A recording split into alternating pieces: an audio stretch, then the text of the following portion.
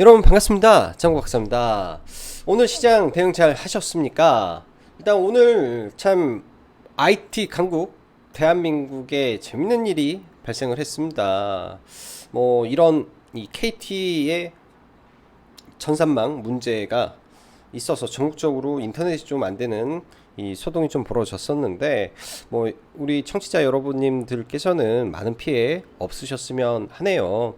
뭐 저도 굉장히 당황을 했습니다. 뭐 보유하고 있는 종목군들도 좀 있었고, 뭐 그러다 보니까 갑자기 방송을 하고 뭐 시장을 보고 있는데 HTS가 움직이질 않고, 뭐 그러니 이게 무슨 일인가 처음에는 당황을 했습니다. 보니까 속보로 KT 이슈가 나왔었는데 뭐 1시간 정도 그렇게 됐던 것 같아요. 1시간 정도 그렇게 진행이 되다가 뭐 이게 이제 뭐 처음에는 대규모 디도스 공격이었다 뭐 그런 말도 나오고 하면서 뭐 빅텍이 올라가고 라운시큐어 등 보안주가 올라가는 등 해프닝이 좀 있었는데, 그래도 빨리 잘 해결돼서 다행이었다라고 생각을 합니다. 참 IT 강국 대한민국에서 참 이런 일이 또 발생을 하네요.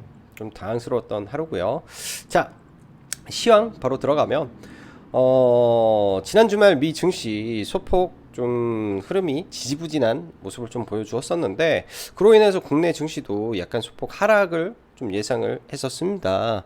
그러나 뭐 장 초반에 나왔던 외국인의 대량 선물 매도 이후에 굉장히 빠른 속도로 환매수가 들어오면서 시장을 강하게 좀 다시 끌어올렸다 라고 보여집니다. 그런 부분이 굉장히 또 시장에 긍정적으로 작용을 했고요. 사실 오늘 같은 경우에는 뭐 25일 코로나 관련된 본격적인 위드 코로나 관련된 초안을 발표하는 날이었고, 전일 이 원전 관련주들에 대한 기대감이 많은 가운데서도 또 미국에서도 원전 관련된 이슈가 더 나오면서 오늘도 원전 관련주가 굉장히 뜨겁게 움직였습니다. 여기에 더해서 메타버스 관련된 종목군들도 굉장히 좋았는데요. 그래서 이러한 일련의 종목군들은 사실 시장의 하락과 전혀 상관없이 올라갔던 오전장이었지 않나라고 생각이 듭니다. 오전 딱 정확히 9시 30분까지 해서 올라갈 종목군들은 다 올라가 버렸기 때문에 그 이후에 사실 예를 들면은 뭐 조선주의 편승을 못했다, 혹은 원전주의 편승을 못했다, 혹은 오늘 잡주들이 많이 움직였죠. 특히 이제 윤석열 관련주들이 많이 움직였는데 이러한 종목군들의 편승을 하지 못했다라고 하면은 저는 오늘은 매매를 쉬자라고 말을 했습니다. 사실 지수적으로는 어찌어찌 해서 코스피 상승을 하고 코스닥 강보합권에서 마무리가 됐었는데, 굉장히 빠른 순환이 좀 시장에 발생하지 않았나라고 생각이 들어요. 예를 들면은 뭐 중간에 이런 종목군들 막 저런 종목군들 정신없게 뭐 올라가고 내려가고 하는 과정 속에서 매매의 빈도가 잦으면 오히려 이런 시장이 손실을 볼 가능성이 굉장히 높습니다. 그래서 예를 들면 이러한 이 시장이 발생을 했을 때는 예를 들면은 그 전날 미리 계획해 놓은 상태에서 매매를 진행하는 게 훨씬 유리하고요. 그렇지 않다면은 뭐 하루 정도 쉬는 것도 저는 투자의 한 방법이지 않나라고 생각을 합니다. 자, 이어서 가도록 하죠. 오늘 시장의 주제는 경기 민감주 조선주에 드디어 반등이 시작됐다. 본격적인 위드 코로나로의 전환 속에 관련주들 급등, 뭐 주도주는 원전, 뭐 등등 이렇게 작성을 해 봤습니다. 오늘 시장 뭐 코스피가 코스닥보다는 상대적으로 좋았고요. 코스닥보다 코스피의 경기 민감주들이 많이 있죠. 그러한 과정 속에서 코스피가 더 좋았다라고 보여지고, 코스닥은 뭐 장중 한때 상승과 하락 종목수가 뭐 뒤바뀌는 경우도 있었고 왔다 갔다 해서 사실은 그렇게 시장이 좋았다라고 보기는 어렵지 않나라고 생각을 합니다. 최근에 시장의 주도주라고 하면 여러분들도 아시다시피 테마를 이뤘던 원전, 그 다음에 K 콘텐츠, 오징어를 시작으로 해서 이런 K 콘텐츠, 뭐 엔터, 미디어 섹터가 시장의 주름을 잡았는데, 이 A스토리에 대한 그 지리산에 대한 이야기를 제가 지난주에 드렸습니다. 저희도 회원님 중에 태평양물산을 매수했던 분들이 계셨는데 그냥 다 팔아버리라고. 네, 재료는 까기 전에 그 대부분의 물량을 정리해야 된다라고 말을 했었습니다. 근데 좀 안타깝게도 이 시청률은 뭐 9%대로 양호했던 것 같은데 저는 드라마를 보지 못했어요. 근데 CG가 정말로 안 좋게 평을 받다 보니까 관련된 A스토리와 태평양물산이 20%대 급락이 나왔고, 그로 인한 이 파급이 이 K 컨텐츠 관련된 드라마 업종으로 퍼지면서 전체적으로 시장이 좀 무거웠지 않나라고 보여집니다. 반면에 이 본격적인 위드 코로나를 앞두고 금일 초안이 공개되면서 항공, 여행, 숙박, 뭐 노래방, 그다음에 장 막판에 이제 중국의 광군제 쇼핑데이에 대한 기대감까지 해서 화장품들이 좀 올라왔는데, 개인적으로 저는 엔터를 좀 위주로 봤었는데 오늘 같은 경우에는 이 A스토리발 미디어 컨텐츠가 좀 안 좋다 보니까 그쪽은 수급이 잘 못 갔고요. 반면에서 항공, 여행, 숙박 쪽이 좀 많이 올라왔다라고 보여집니다. 국제 유가의 상승이 사실 항공주에게는 그닥 반가운 이슈는 아니죠. 그렇지만은 이런 이 원달러 환율이 어느덧 1200원대에 있던 원달러 환율이 다시 내려와서 1600원대까지 진입을 합니다.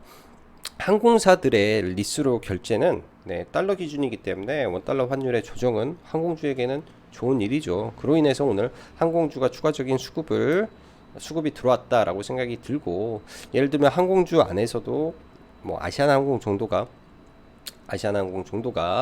예를 들면은 원달러 환율이 안정이 되고 국제유가가 안정이 된다면 추가적인 상승을 더 해 보일 수 있지 않겠느냐 정도로 생각이 드네요. 자, 오늘 뭐 항공 이쪽 종목군들 먼저 조금 보면서 넘어가도록 하죠. 먼저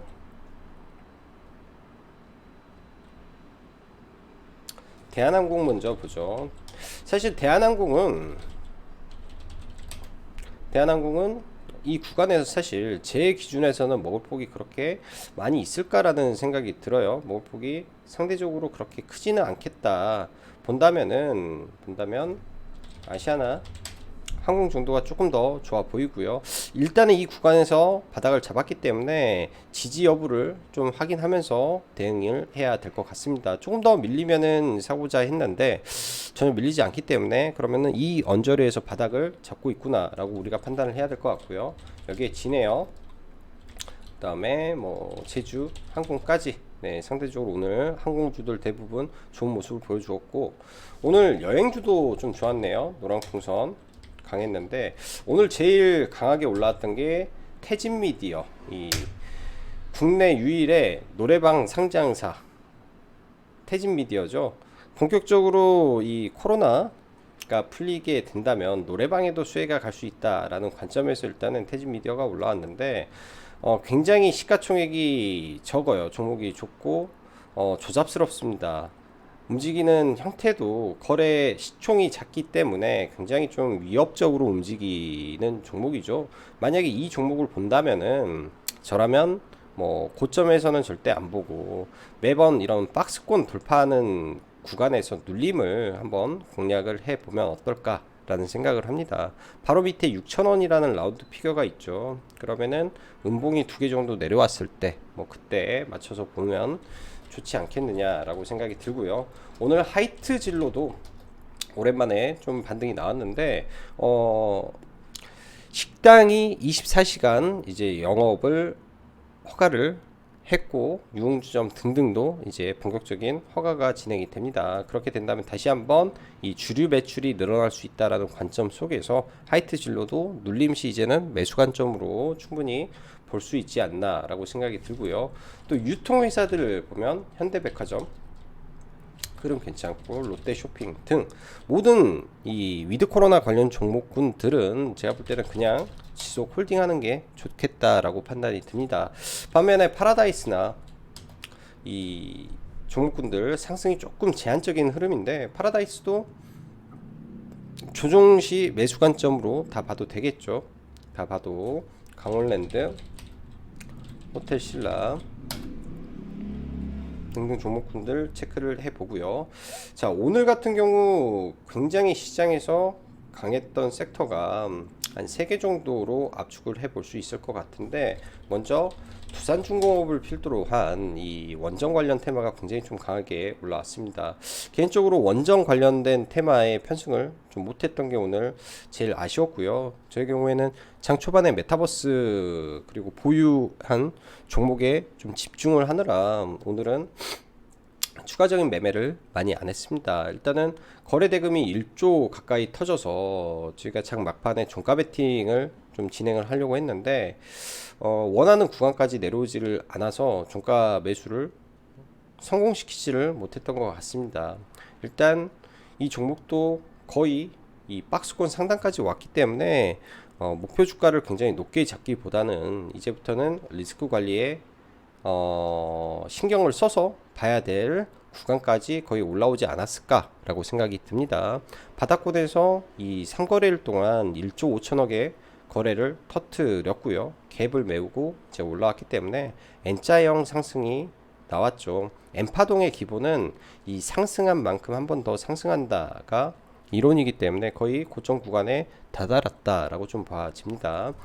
오늘 한신기계 정도만 중간에 조금 매매를 들어갔다가 본전에 좀 나왔어요. 본전에 이 자리에서 들어갔다가 상한가를 기대하고 갔는데 매매하고 이 구간에서는 사실 이 인터넷이 안 됐었죠. 그래서 이 이후에는 거의 매매를 뭐 공격적으로 할 수가 없었던 하루였지 않나라고 생각을 합니다. 인터넷 문제가 또 언제 그렇게 될까라는 생각도 좀 오늘은 들었고요. 그래서 오늘 좀 시장을 관망하는 모습을 보였고, 일단 원전 관련해서 오늘 강하게 올라왔는데 오늘 조금 아쉬웠던 게 장중에 두산중공업과 한신기계 그리고 한정기술 이렇게 세 종목만 움직였을 뿐 나머지는 오전에 올라오고 추가적인 상승이 거의 대부분 안 나왔습니다.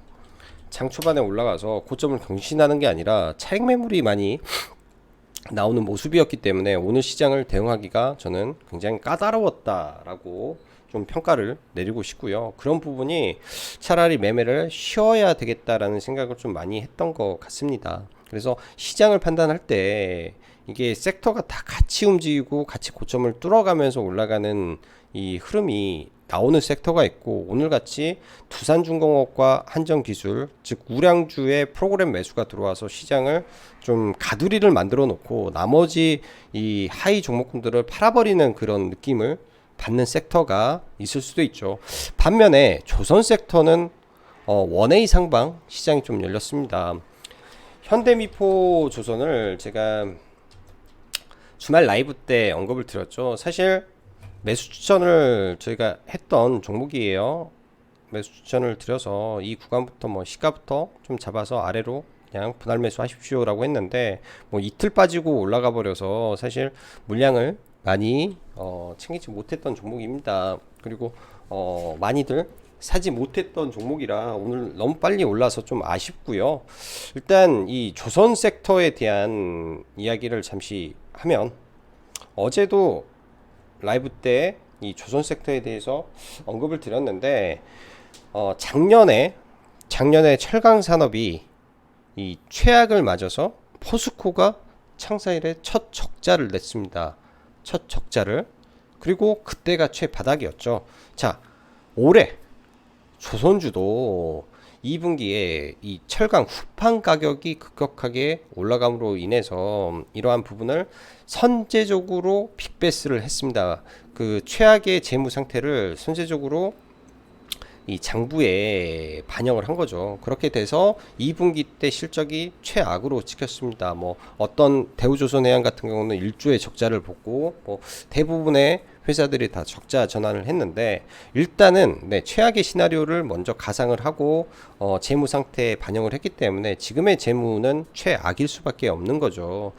그리고 과거 제가 조선산업에 대한 부분을 설명드렸는데 얘는 수주산업입니다. 그리고 뭐 계약금, 그 다음에 뭐 중간중간에 정산받고 해서 1년 반 혹은 2년이라는 시간을 거쳐서 배를 인도를 시키죠. 그 과정 속에서 현금 유입은 올해 상반기까지는 현금 유입이 굉장히 적으나 내년 초부터는 현금 유입이 지속적으로 들어올 수밖에 없습니다. 그 이유는 현재 이 조선사들, 국내 조선사들의 Q 수주량 자체가 굉장히 많이 늘어 있었고 과거 대비해서도 신고가를 달성을 하고 있는 걸로 제가 알고 있습니다. 거기에 신조선가도 신고가를 넘었다라고 최근 말이 나왔기 때문에 물량과 가격이 동시에 올라가는 구간에서는 주가가 최악일 수가 없는데 지금 현재 최악이었기 때문에 저평가 구간에 돌입해 있는 거죠. 자, 그렇게 된다면 우리가 이런 생각을 해봐야 됩니다. 자, 현재가 최악인데 이 최악보다 더 나빠질 것이 있냐 없냐를 고려하고요. 또 앞으로 1년 뒤에 더 좋아지는데 숫자가 찍힐 것인지 아닐 것인지를 봐야겠죠. 이러한 산업 속에서 이 종목군들이 글로벌의 경쟁력이 있는지 없는지 혹은 뭐 국내 1, 2위인지 아닌지를 체크를 해보면 답이 바로 저는 나오지 않나라고 생각을 합니다. 그런 관점에서 이 조선주 내에서 우량 종목 한 개와 중소형주 한 개를 픽업을 하면 좋지 않나 생각을 하고, 현재 제가 바라보는 관점에서 그러니까 지난주 기준이죠. 현대미포조선을 탑픽으로 뽑았고, 그리고 이 중소형 종목에서는 한국카본과 HSD 엔진, 동성 화인텍 정도가 있겠네요. 먼저 현대 미포조선 오늘 좀 많이 올라왔는데 또 밀렸을 때 구간을 한번 보면 좋을 것 같고, 보유하신 분들이라면 뭐 끌고 가시면 좋겠다 생각이 듭니다. 대우조선도 이 구간에서 박스권을 만들 가능성이 있을 것 같고요. 자, 오늘 한국카본이 좀 많이 올랐죠. 한국카본이 얘도 본행제를 하는 회사인데 기술력이 굉장히 뛰어난 회사입니다. 그렇기 때문에 과거 이렇게 주가가 신고가까지 넘어갔고요. 일단은 이 구간이 굉장히 중요하겠죠. 여기가 깨지지만 않는다면 다시 신고가 흐름으로 갈 수 있지 않나. 그리고 동성 화인텍 얘도 대표적인 이 조선 기자재 업체죠. 대표적인 조선 기자재 업체고 다시금 올라가고 있는 모습. 그 다음에 HSD 엔진을 만드는, 선박 엔진을 만드는 회사고요. 조선주가 상승할 때 대장주 역할을 했던 종목이 바로 HSD 엔진입니다.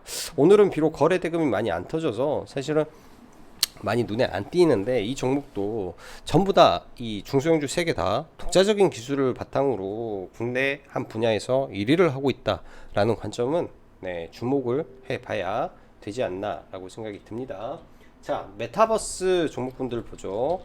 자, 맥스트, 저는 맥스트를 대장으로 본다라고 말씀드렸습니다. 주가의 상승으로 봤을 때는 MP가 당연히 신고가 영역이기 때문에 대장이지만은 제가 바라보는 관점에서 대장은 맥스트를 바라봤고요. 그 이유는 거래대금 때문에 바라봤습니다.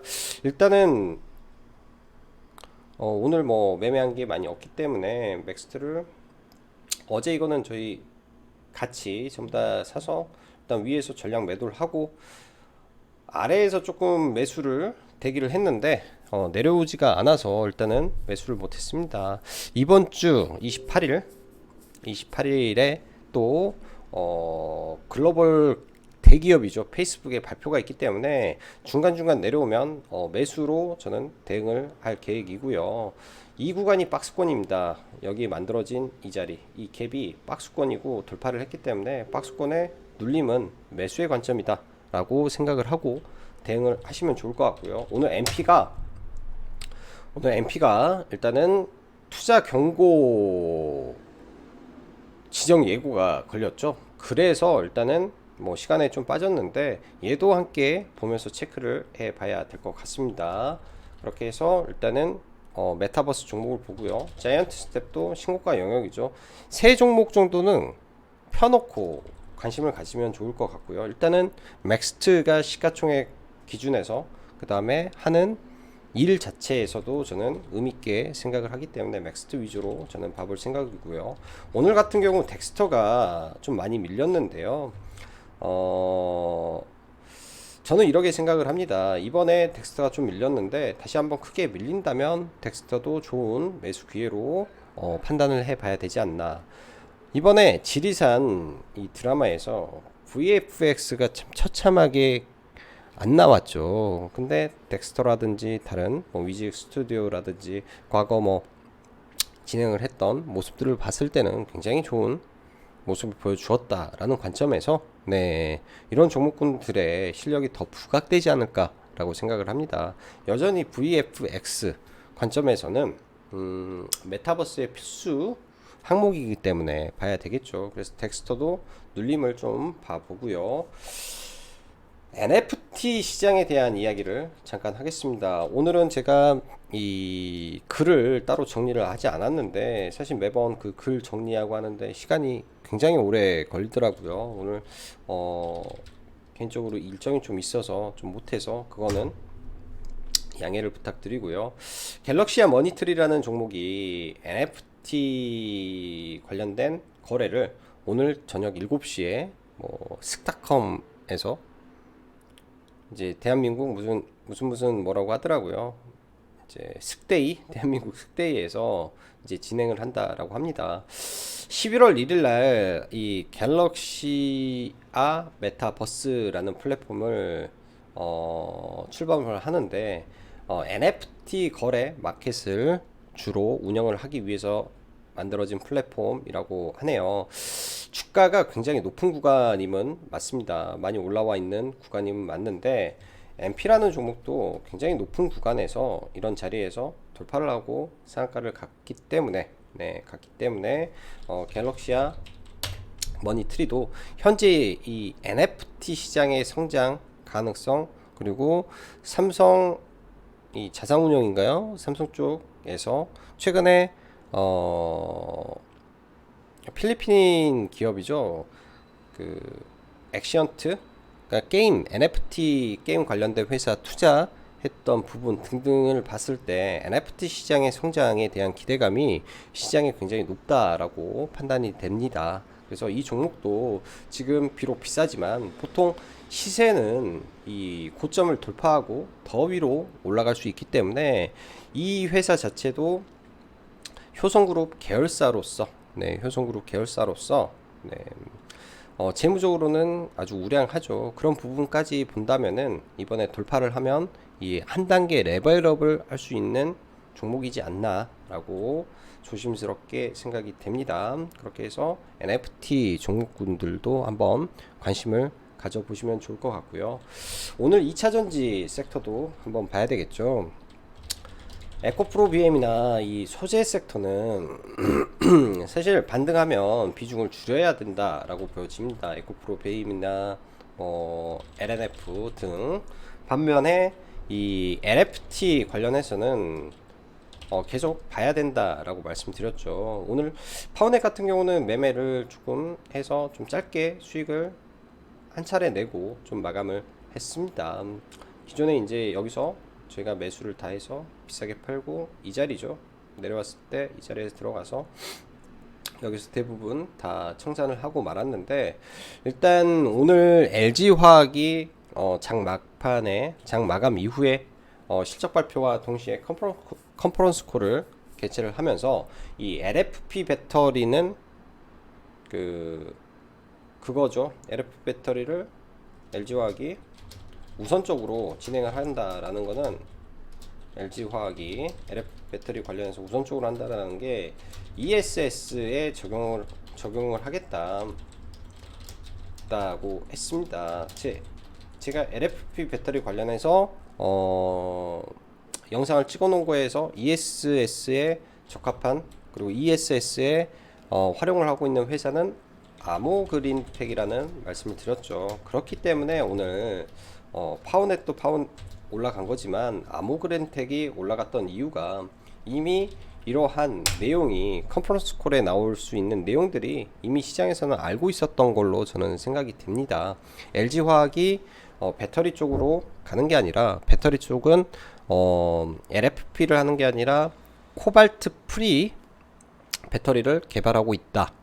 그거로 판을 뒤집겠다 혹은 뭐 그러한 전략으로 가보겠다라고 말을 한 거고 우선적으로 LFP 배터리에 대한 활용은 ESS에 적용을 하겠다라는 관점이기 때문에 ESS 쪽에 연결이 되어 있는 아모그린텍이 조금 더 올랐다라고 보여지네요. 일단 시간에 좀 상승을 했는데 내일 그런 부분이 어떻게 반영을 하는지 봐야 될 것 같습니다. 기존에는 테슬라발 뭐 또 국내 기업발 해서 파워넷이 올랐었는데 일단은 이런 LG화학의 컨퍼런스 콜 내용에 의해서 올라간다면 이 부분도 내용이 될 수도 있지 않나 라고 생각이 드네요. 그런 부분도 참고해 보시면 좋을 것 같고요. 지난주에 제가 적었던 종목군들, 자, 다음 주 월요일 날 문 대통령이 이제 COP26을 준비한다라고 말씀을 드렸죠. COP26을 그 관점에서 그린 케미칼을 탑픽으로 언급을 드렸습니다. 저희도 오늘 매수를 해서 천매수가 들어갔고요. 일단 가지고 가고 뭐 밀리면 서서히 사보는 전략이 저는 유효하다라고 보여집니다. 뭐 오늘 유니드 휴캠스 일단 올랐는데 뭐 추가적으로 저는 더 올라갈 가능성이 있기 때문에 밀렸을 때 네, 서서히 분할 매수 관점으로 보신다면 크게 어렵지는 않을 것 같네요. 자, 오늘도 다들 수고 많으셨고 여기까지 짱구 박사였습니다. 감사합니다.